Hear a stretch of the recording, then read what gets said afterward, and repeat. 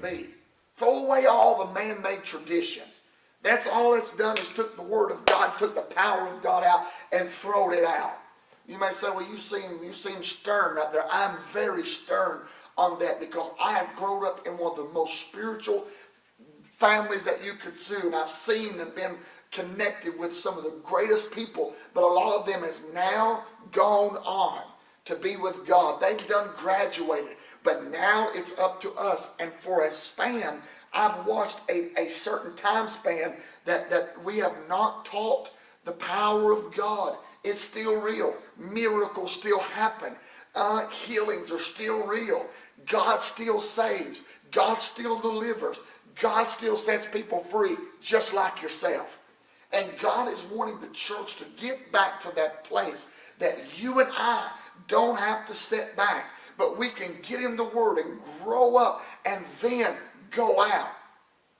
Anything that is successful starts small and begins to grow big. Anything that, boom, it's big, it will end up falling. That's why I am a firm believer. Get the Word, get the Word, get the Word. It's more than a feeling. Get the Word. It's more than a position. Get the Word. If you get the Word of God, heaven and earth will pass away, but my words will never pass away. If you abide by my Word, and that Word lives in you, and that you got that Word in you, there ain't nothing going to stop you. Why do you think the devil fights you the moment you take a word or a scripture and you begin to stand up on it? And then all of a sudden it seems as if all hell breaks loose. Is because the devil knows the Word of God, and he knows there's power in the Word.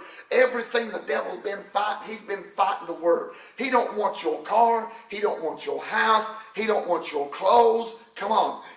He's not even interested in your latest hairdo.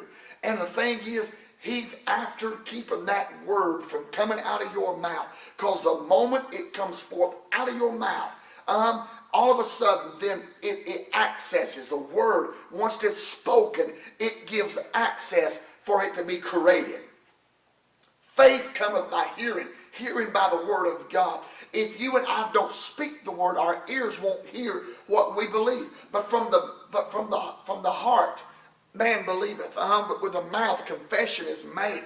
We have to speak that word, and that's why we got to get grounded.